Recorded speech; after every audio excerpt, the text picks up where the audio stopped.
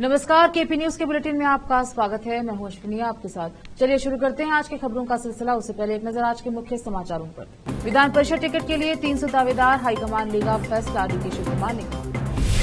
बेंगलुरु के केंपेगौड़ा अंतर्राष्ट्रीय हवाई अड्डे पर बम की फिर से मिली धमकी, दहशत फैल गई। आने वाले 5 सालों में क्या क्या होगा, मयूरभंज में पीएम मोदी ने बताया प्लान।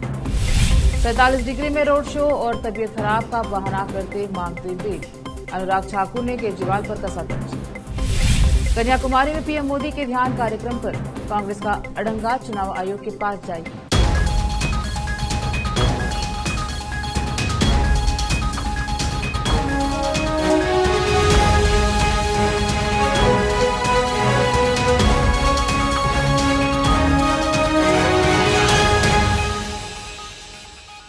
समाचारों का सिलसिला शुरू करते हुए देखते हैं समाचार विस्तार से। कर्नाटक प्रदेश कांग्रेस समिति केपीसीसी के अध्यक्ष और कर्नाटक के उप मुख्यमंत्री डीके शिव कुमार ने कहा है कि विधान परिषद चुनाव के लिए 300 महत्वाकांक्षी नेता हैं और चयन मानदंड हाईकमान तय करेगा। कर्नाटक विधान परिषद के चुनाव जून के पहले सप्ताह में होंगे, जिनमें शिक्षकों और स्नातकों द्वारा निर्वाचित 6 एमएलसी शामिल हैं, जबकि विधानसभा सदस्यों विधायकों द्वारा निर्वाचित 11 सीटों के लिए दूसरा चुनाव 13 जून को होगा। पार्टी आलाकमान ने मिलने के लिए दिल्ली रवाना होने से पहले सदाशिवनगर स्थित अपने आवास पर पत्रकारों से बात करते हुए उन्होंने कहा, विधान परिषद टिकट के लिए 300 से अधिक उम्मीदवार हैं।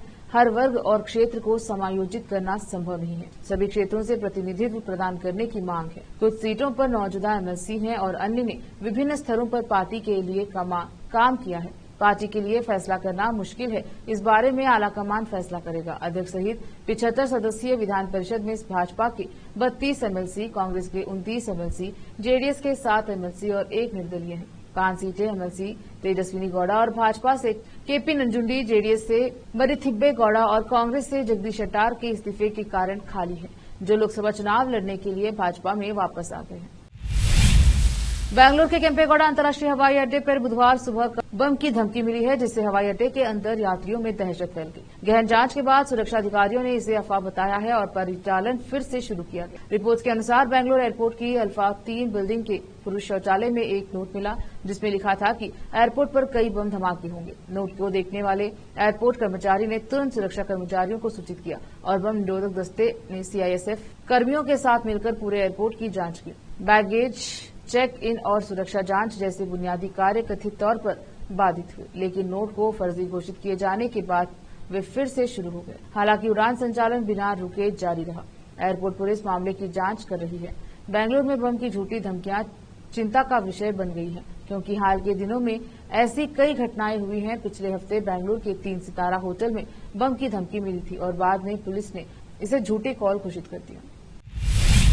रिपोर्ट्स के अनुसार यौन उत्पीड़न और अपहरण के मामले में आरोपी कर्नाटक के हासन से सांसद और भगोड़ा प्रज्वल रेवन्ना गुरुवार को बेंगलुरु वापस आ रहे हैं। वह जर्मनी के म्यूनिख से बेंगलुरु के लिए फ्लाइट टिकट बुक कर लिया गया है और शुक्रवार की सुबह उनके केंपेगौड़ा अंतर्राष्ट्रीय हवाई अड्डे पर पहुंचने की संभावना है। जेडीएस के निलंबित सांसद ने पहले ही घोषणा कर दी कि वह 31 मई को बेंगलुरु में एसआईटी जांच में शामिल होने जा रहे हैं। कर्नाटक के गृह मंत्री जी परमेश्वर ने कहा कि बेंगलुरु पहुंचते ही राज्य पुलिस उन्हें गिरफ्तार कर लेगी और केंपेगौड़ा अंतर्राष्ट्रीय हवाई अड्डे पर चौकसी बढ़ा दी गई है। आरोपी द्वारा जारी किए गए वीडियो में उसने कहा कि उसकी विदेश यात्रा पहले से तय की थी और उसे आरोपों के बारे में 1 महीने पहले देश छोड़ने के बाद ही पता चला। प्रज्वल रेवन्ना ने कहा कि राहुल गांधी समेत कांग्रेस नेताओं ने मेरे खिलाफ अफवाहें फैलाई हैं, जिनके बाद मैं डिप्रेशन में चला गया और मैंने खुद को अलग थलग कर लिया। मेरे करियर को खत्म करने के लिए एक राजनीतिक साजिश चल रही है और मैं इसका सामना करूंगा। रोकते हैं समाचारों का सिलसिला, लेते हैं छोटा सा ब्रेक। हिंदुस्तान के हर कोने में हम हैं मौजूद। 24 घंटे हालात पर गहरी नजर, खबरों से जुड़े चुपते सवालात और आपको दिखाता है धार्मिक, सामाजिक, राजनीतिक, लोकल और इंटरनेशनल न्यूज की सबसे बेहतर कवरेज, जो आपको रखती है हर पल बाखबर। देश और दुनिया भर की खबर के लिए देखते रहें केपी न्यूज 24/7।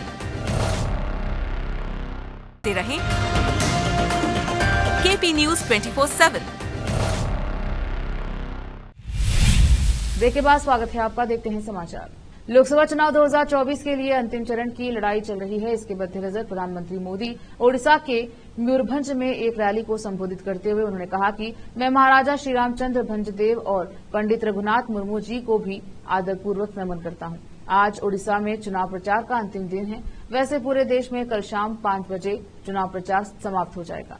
अभी बंगाल से आ रहा हूं। मैं देख रहा हूं कि चाहे मैं झारखंड जाऊं या बंगाल जाऊं या उड़ीसा आऊं, यह अद्भुत उमंग और उत्साह पक्का कर रहा है कि तीसरी बार मजबूत मोदी सरकार बनना तय है। 5 दशक के बाद लगातार तीसरी बार पूर्ण बहुमत की सरकार बनाने का देश ने निर्णय कर लिया है। जो विकास लोगों ने दशकों में नहीं देखा था, वो पिछले 10 साल में देखा है। 2014 में 11वें नंबर की इकोनॉमी में थे, आज दुनिया की 5वीं आर्थिक ताकत बन गए हैं। पीएम ने कहा कि 2014 से पहले देश गांव में स्वच्छ का दायरा है 40% थी, आज हम 100% के लक्ष्य पर पहुंच रहे हैं। पहले एलपीजी कनेक्शन सिर्फ आधे देशवासियों को मिलता था, आज करीब 100% घरों में महिलाओं को धुएं से मुक्ति मिल चुकी है। 2014 तक देश में 75% से ज्यादा ग्रामीण परिवारों के घर में नल से जल नहीं आता था, आज करीब 75% घरों में नल से जल पहुंच रहा है। मुफ्त अनाज और मुफ्त इलाज भी मिल सकता है, ये देश में किसी ने नहीं सोचा था। मोदी ने आज 80 करोड़ लोगों को मुफ्त अनाज भी दिया है और आने वाले 5 साल में ये मुफ्त अनाज मिलता रहेगा। मैं ऐसी सैकड़ों बातें बता सकता हूं, लेकिन ये सब तो ट्रेलर है। केंद्रीय मंत्री और बीजेपी के सीनियर नेता अनुराग ठाकुर ने अरविंद केजरीवाल पर आज जमकर तंज कसा। उन्होंने कहा कि एक बार फिर उनका चेहरा सबके सामने आ गया है। वे 47 डिग्री सेल्सियस तापमान में रोड शो करते हैं और जमानत पाने के लिए तबीयत खराब होने का बहाना करते हैं। अनुराग ठाकुर ने अरविंद केजरीवाल के संबंध में मीडियाकर्मियों से सवालों का जवाब देते हुए कहा कि उनका चेहरा एक बार फिर बेनकाब हुआ है, झूठ बोलने में माहिर है और यह स्पष्ट दिखता है कि 47 डिग्री तापमान में वो रोड शो तो कर सकते हैं, लेकिन तबीयत खराब होने का बहाना करके बेल मांगते हैं। यह मीडिया ने भी दिखाया है और कोर्ट में भी जाहिर हुआ है। दरअसल अरविंद केजरीवाल ने सुप्रीम कोर्ट से यह गुहार की थी कि वह स्वास्थ्य कारणों के आधार पर उनकी जमानत की अवधि 7 दिन और बढ़ा दे, लेकिन सुप्रीम कोर्ट की रजिस्ट्री ने उनकी अंतरिम जमानत की अवधि बढ़ाने से इनकार कर दिया। सुप्रीम कोर्ट रजिस्ट्री का कहना है कि केजरीवाल को ट्रायल कोर्ट में जमानत याचिका दायर करने की छूट है। मतलब साफ है कि केजरीवाल को 2 जून तक सरेंडर करना होगा। लोकसभा चुनाव 2024 के आखिरी चरण का मतदान 1 जून को होगा। इस फेज के लिए चुनाव प्रचार 30 मई की शाम को समाप्त हो जाएगा। पीएम मोदी 30 मई की शाम को कन्याकुमारी स्थित विवेकानंद रॉक मेमोरियल जाने वाले हैं, जहां वह ध्यान लगाएंगे। हालांकि पीएम मोदी ने इस कार्यक्रम में अब कांग्रेस ने अड़ंगा लगा दिया है।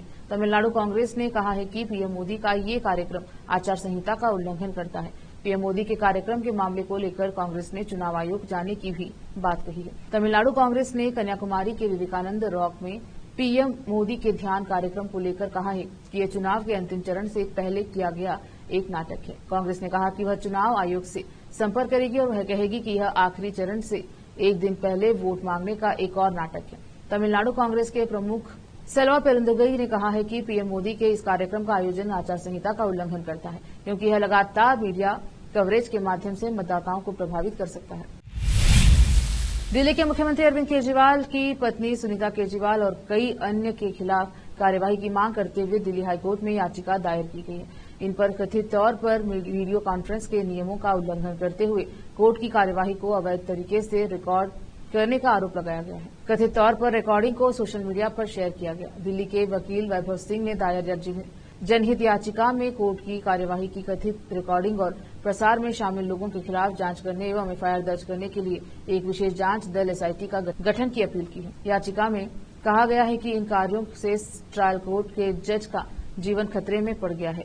वैभव सिंह की याचिका में सीएम की पत्नी के अलावा अक्षय मल्होत्रा, प्रमिला गुप्ता, विनीता जैन और डॉक्टर अरुणेश कुमार यादव समेत कई व्यक्तियों के नाम शामिल हैं। याचिका में कहा गया है कि आम आदमी पार्टी के कई सदस्यों ने अन्य विपक्षी पार्टी के सदस्यों के साथ मिलकर जानबूझकर कोर्ट की कार्यवाही का ऑडियो और वीडियो रिकॉर्ड किया, जिसका उद्देश्य जानबूझकर कोर्ट की छवि खराब करने और उस पर दबाव डालना था। लोकसभा चुनाव 2024 के खत्म होते ही महाराष्ट्र में विधानसभा चुनाव की तैयारी शुरू हो जाएगी। सभी पार्टियां अभी से ही इसे लेकर कमर कस रही हैं। इसे लेकर आज महायुति घटक के नेता और डिप्टी सीएम देवेंद्र फडणवीस ने अपनी योजना को लेकर मीडिया से बात की। उन्होंने कहा कि अक्टूबर महीने में होने वाले विधानसभा के चुनाव में भारतीय जनता पार्टी सबसे ज्यादा सीटों पर चुनाव लड़ेगी, लेकिन तीनों दल मिलकर एक योग्य फॉर्मूला ठहराएंगे।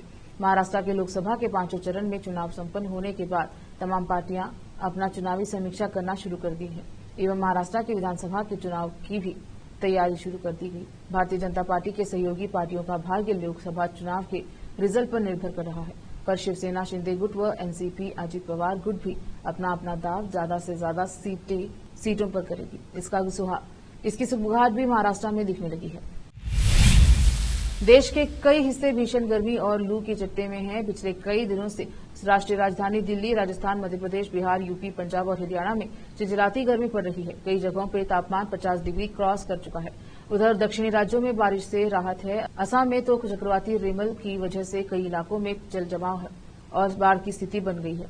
गर्मी और लू से जूझ रहे राज्यों के लोगों को अब बारिश का इंतजार है। खुशखबरी यह है कि मौसम विभाग ने कहा है कि कल यानी 30 मई को मानसून केरल में प्रवेश करेगा। अगले कुछ दिनों में गर्मी से लोगों को राहत मिलने की संभावना है। मौसम विभाग के मुताबिक अगले 24 घंटे के अंदर मानसून केरल में दस्तक देगा, क्योंकि मानसून के आगमन के लिए परिस्थितियां अनुकूल बनी हुई है। देश में हर साल मानसून जून में दस्तक देता है और 15 जुलाई के आसपास पूरे देश को कवर कर लेता है। देश में सबसे पहले मानसून 22 मई तक अंडमान निकोबार के रास्ते देश में प्रवेश करता है और केरल में 1 जून को पहुंचता है। लेकिन इस बार मानसून समय से पहले अंडमान निकोबार में सामान्य से 3 दिन पहले 19 मई को ही आ गया। उसके बाद इसके केरल में पहुंचने की बारी आती है। केरल की बात करें तो यहां मानसून के एंटर करने की सामान्य तारीख 1 जून है, लेकिन इस बार 30 मई को ही केरल में मानसून एंटर कर रहा है। फिलहाल वक्त एक और छोटे से ब्रेक का, जल्द लौटेंगे ब्रेक के बाद। हिंदुस्तान के हर कोने में हम हैं मौजूद। 24 घंटे हालात पर गहरी नजर, खबरों से जुड़े चुपते सवालात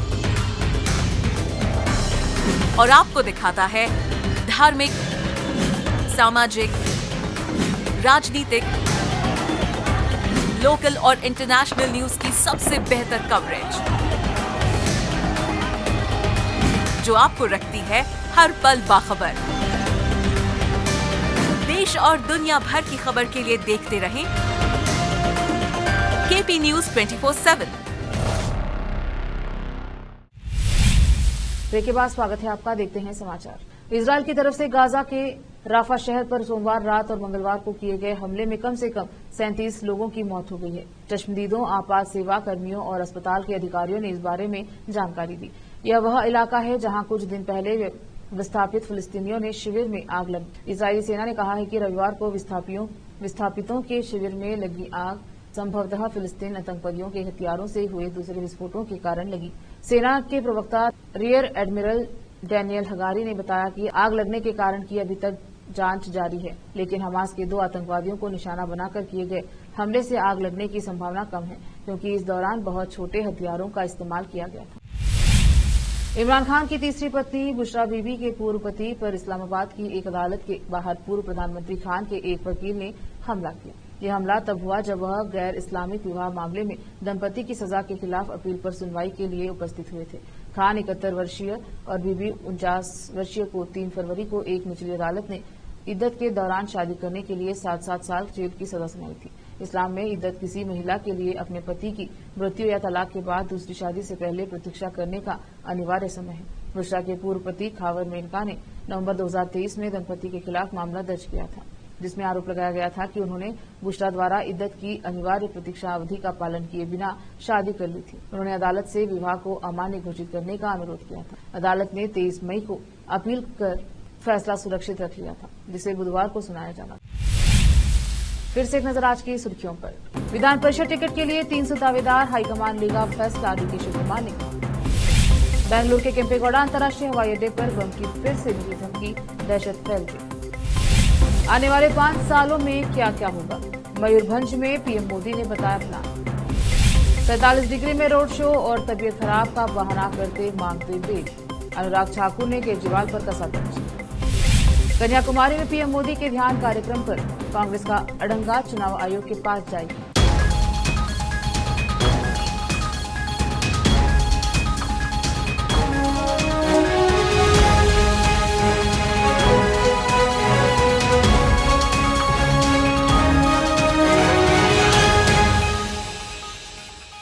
केपी न्यूज के बुलेटिन में अब तक के लिए इतना ही। देखते रहिए केपी न्यूज 24/7।